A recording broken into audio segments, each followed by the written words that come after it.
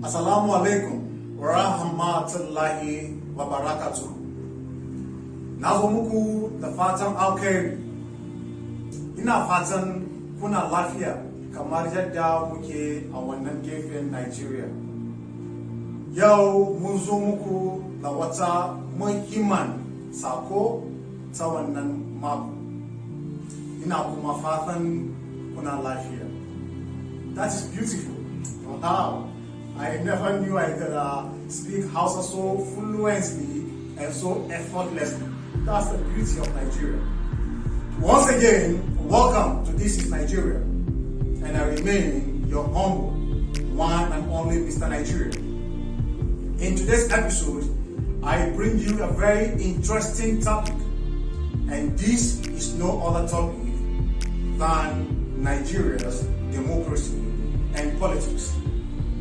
Is it really democracy or democrazy, as Fela would say, that we are practicing in Nigeria? Okay, sit tight, relax, and enjoy the ride. Let's get to it. But first, let's look at what democracy means, so that we understand if that was obtainable in Nigeria, or rather, as Fela would put it, democracy. Now, democracy is a form of government, a way of life, a goal or an ideal.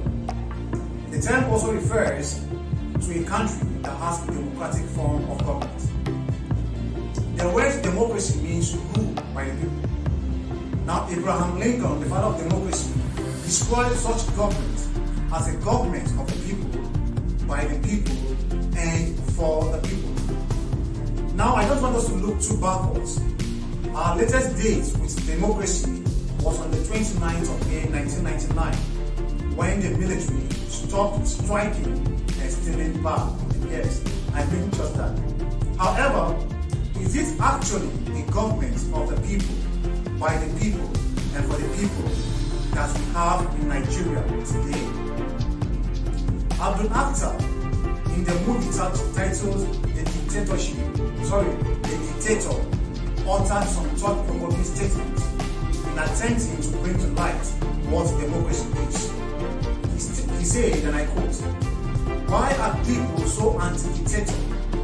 Imagine if America was a dictatorship.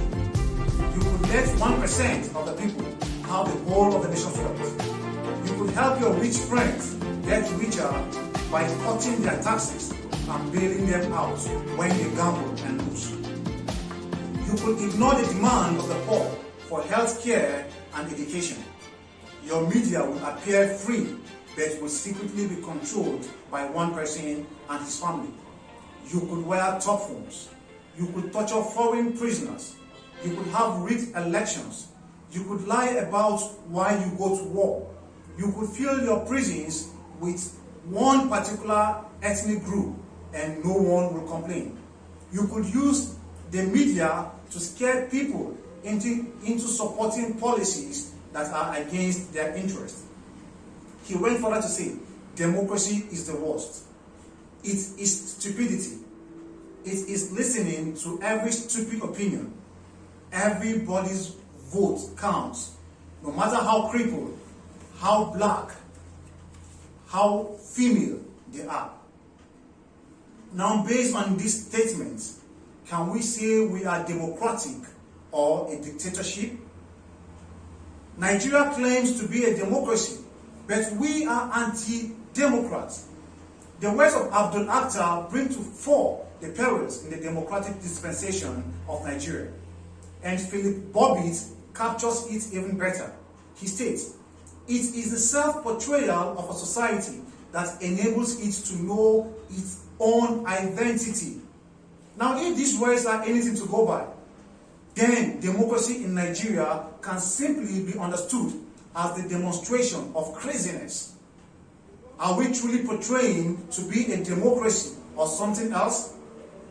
This is because the people whom the masses entrust with their security and welfare, in turn denies the masses the very security, the very security and welfare they desire. This is nothing close to a democracy.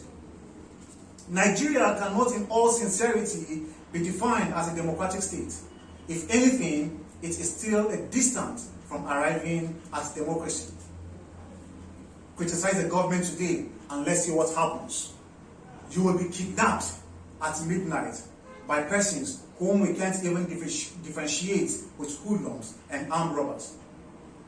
Thank God I'm not criticizing any government, and thank God that I'm not even in Nigeria. I'm in Venezuela at the moment. But it's not funny. Now come to think of this. In a constitutional democracy, where the constitution states clearly how the affairs of the state are carried, but where an individual feels to be better than the over 200 million other citizens, and therefore creates and abides by the dictates of his own making and conscience, is nothing close to a democracy. A democratic nation cannot deny its very citizens freedom when several courts have deemed the person free. A democratic nation cannot acquire properties without the consent of the legislators when it is constituted that the legislators must assent to such an endeavor. A democratic state cannot force individuals on the citizens as public officials as though it were a public enterprise, without allowing room for the citizens to freely select their own representatives.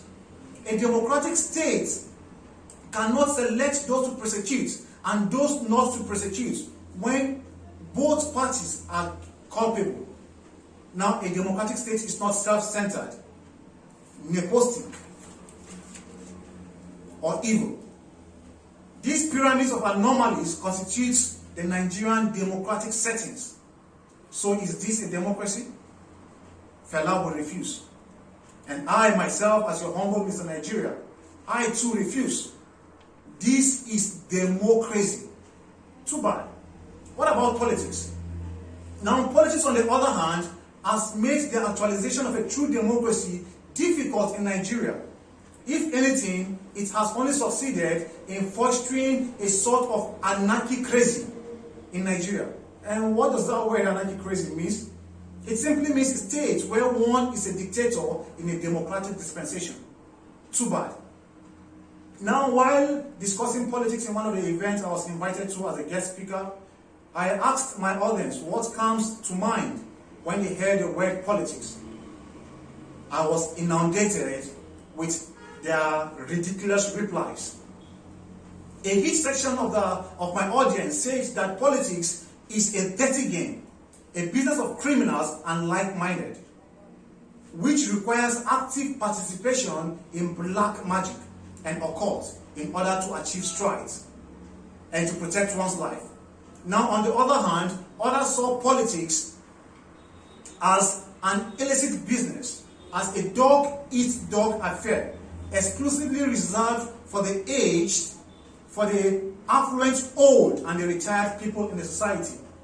Others see politics as scandals, as a means of dividing people, as a cause of crisis, pains, and untold sorrows, as inconclusive elections, as we've been having in recent times in Nigeria, as means of acquiring cheap fame and influence, and that if one needed to dine with the devil, that's exactly what they ought to do. Although all these replies may seem a bit distinct, they are a product of a single line of thought. This is because it is seemingly impossible to explicate politics in Nigeria from the myriad of ills tied to it. Now, obviously, my audience replies were only based on their distasteful experiences at different times and not on what the term actually means. So the simple question is, what is politics? Now, okay, let's quickly rewind back to our secondary school days. We were taught that politics is the art and science of governance, a process which involves the way a country is governed. It is a set of methods employed in establishing a legitimate government. This is what politics is. However, was that what my audience response were? Was that what they were saying? No. But why? Because it is not the reality on ground. Is the method employed in establishing a legitimate government legitimate in Nigeria? Answer that for yourself. Now, instead of politics being a machinery that will make democracy possible in Nigeria, it has only succeeded in becoming the bomb which not only slows democracy, but a hedge that denies the citizens from enjoying democratic dividends in the nation. Nigeria, since our arrival at first democracy in 1999, has spent over 14 years out of her possible 22 years to political illiterates. The nation has continually been ruled by those who may only know how to sign their names and nothing else. The legislative arm is not also spared of this conundrum. Politics is supposed to be a medium through which politicians better the lives of their citizens. Nonetheless, it has become an avenue through which they only better their lives. It's too bad. This remains a reason why close to 62 years after gaining her independence, Nigerian politicians are still promising the masses basic amenities such as portable and clean drinking water, good and affordable health care and facilities and system, education, steady electricity, security, and other basic infrastructure, while other governments are delving into inventions and technologies because they have long scaled that margin. The other day I was reading in the United States of America, Jeff Bezos planning on a leisure trip out of the planet to space because the country has already gone beyond what they are promising us. You could imagine the kind of water we drink in here, haphazard electricity and the rest of them. Too bad. Now ask yourself this question. If Nigeria were your business or enterprise, you should ask yourself this. If Nigeria were your own business, you own Nigeria, or it's your enterprise, will you spend 60 years in growing her? Be sincere to yourself. Will you spend 60 years in growing your business? You would have died before achieving that feat. What is life expectancy in Nigeria? 44 years old. 44 years for those who don't know. Politics in Nigeria is no longer about patriotism. It's no longer about idea and innovations.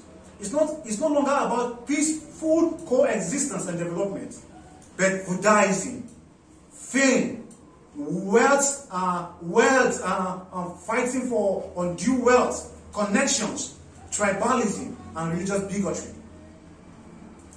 Ado Musa, a scholar whom I respect, states that in Nigeria, people have effectively been disenfranchised by their own circumstances in the one hand, and their leaders' perfidy on the other.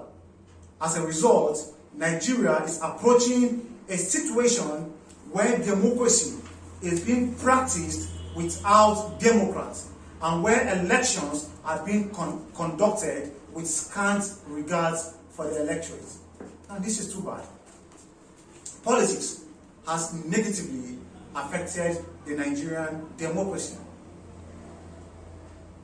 So what are our politicians and democracy has succeeded in giving us in Nigeria?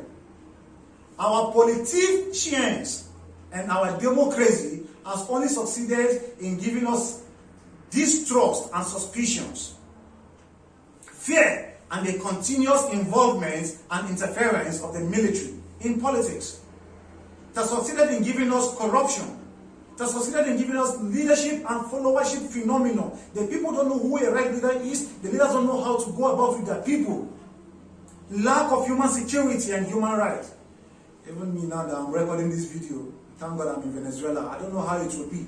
And thank God, I'm not criticizing anybody. I'm telling my fellow youths how to go about in ensuring we make our Nigeria better and proud. And lastly, it has succeeded in giving us a fake constitution. This issue is a very big one. I was supposed to be discussing the constitution today, but I think we'll do that next week in our next episode. However, I don't want to be selfish and sound so evil-oriented and so bad. No. Even though our politicians and our democracy has been ruining Nigeria and Nigerians, there are some few kind of gains. We've actually gotten a little from this democracy of a team since 1999. And they include the voters' authority. Something like that seems to be happening in Nigeria today. The defeat of incumbency. You know, it's never happened that someone in power was defeated until when we saw that in 2015, when the incumbent government was sent packing by the electorate. Even though the process was marred by several irregularities. Equal opportunity. For the first time in the history of Nigeria, a minority group became the head of the system, conceding of defeat. We also learned of how someone in power, even before the announcement of the results, called to say congratulations. Majority rule and minority rights, and also political parties. Now many will still be wondering, why must it be democracy?